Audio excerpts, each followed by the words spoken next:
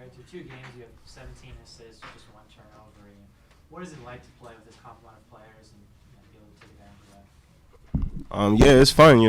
Our goal is to get stops and run, and I'm a player that likes to push the pace and find my guys, make the teammates around me better, and they do a good job of finishing, making open shots, and finishing layups and dunks. So I'm just playing free. Just if I see somebody open, trying to find them, and if I got a shot, I'll take it. But I'm just making the reads and they're finishing the plays.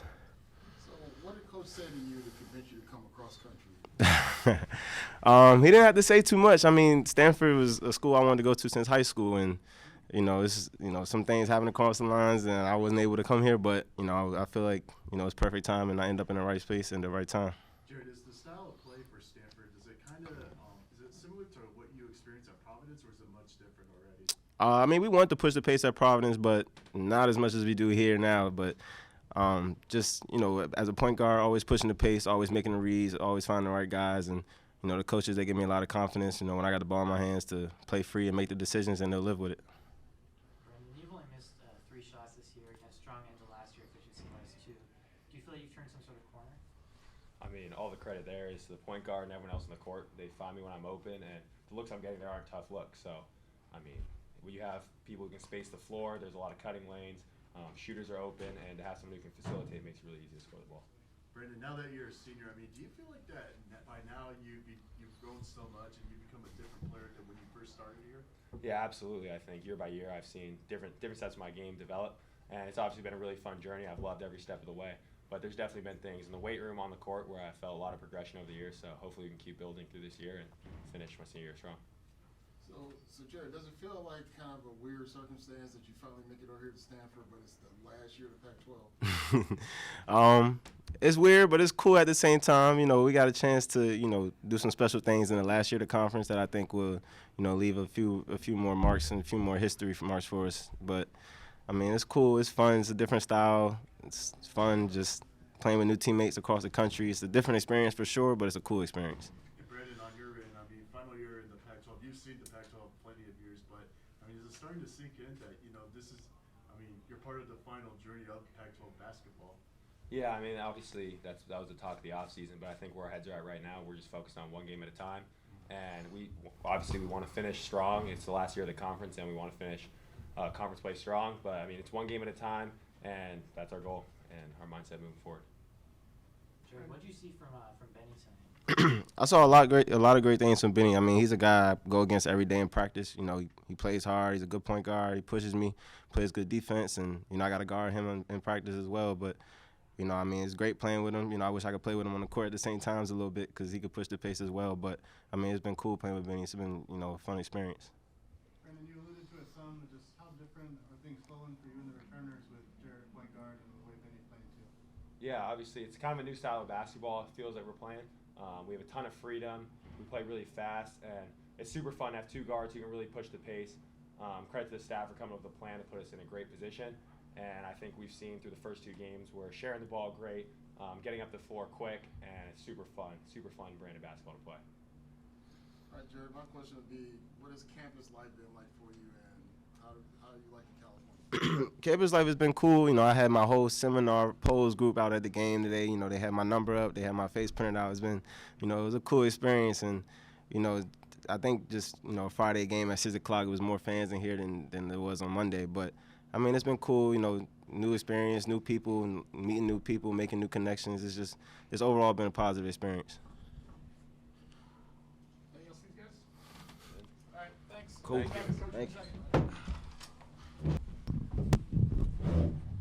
All right, head coach Jerod Haase. Coach, you feel open with a statement?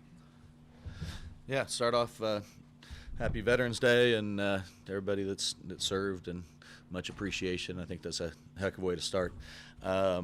Overall, very impressed with Sacramento State. I think they're a very well-coached team. I think they're going to have a heck of a year.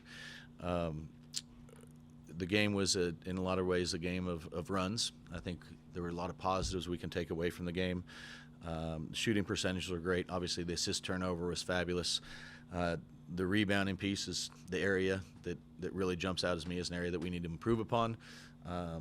But for the most part, I was pleased with the adjustments we made as a staff, defensively, and then the ability for our players to execute the defensive end better today in the first half. And then in the second half, the adjustments we had at halftime, I thought the guys really deserve a lot of credit for buying into what we were talking about.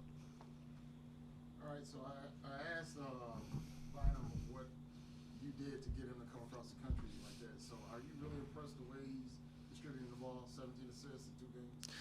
It's phenomenal, and there's a presence with him, and it kind of spills over to the rest of the team, that there's confidence when the ball's in his hand, that he's in control of the situation. And I think our guys kind of feed off of that, knowing everybody does their job. We're going to get a high-quality shot, but to only have 4 turnovers in a game is a really an impressive stat. When I recruited him, with the transfer process is a much different recruitment than recruiting freshmen. And I remember the first time I met with him, I called the staff and I said, absolutely love this kid. And I knew he was a good player, but didn't know much about him. And it was a rapid fire, and I sat at lunch with him for 2 hours. And I just knew that he had kind of that it factor, and I thought he would fit in well at Stanford. How about the defensive adjustments at halftime when Spencer on him after the big first half? What it was like after Spencer going down? Yeah, part of it's personnel adjustments of who's guarding who, but part of it too is just little nuances of the defense that we just need to clean up. If we had a quiz up here, the guys would get 100% if you had the big picture items, but then kind of when you get into the little details, when you're in a double team, how important it is to try and get deflections, not just the fact that you're there, how you sprint off the angles of cuts. Those were kind of things the guys did a nice job, I think, adjusting. Spencer, as we know, is as good as they get, and so when he was out, the other guys did step up, and I thought defensively there was a real attitude on the defensive end that was good. So, Coach, do you have any kind of connection with Coach Taylor, the football coach? Yeah, we live about 48 steps from each other, and he's never home because he's always working, and hopefully he says the same thing about me to a certain extent. But we have spent some time together, and I'm a huge fan. Because I was going to say you kind of avenged his loss to Sacramento State earlier. Well, my guess is it's not going to make him feel all that much better, but it is pretty cool watching our football team right now, and they're doing a heck of a job. I know it's 2 games already, but looking at Stojakovic, these last 2 games, how much growth have you already seen from him? Yeah, and you're looking at 2 games, and I'm looking at all summer and all fall and 2 games here, and it's continual growth. And from game 1 to game 2, obviously he did some nice things, but every day my message to him is just learn how to play a little bit harder, a little bit more physical, make sure we're shooting the right shots. When you drive in there, just understand how big and strong everybody is. They're going to rip at the ball. It's not all going to be perfect in one day, but he is extremely coachable and wants to do better, and that has been a joy to coach. And he's going to have ups and downs, ebbs and flows like every player does.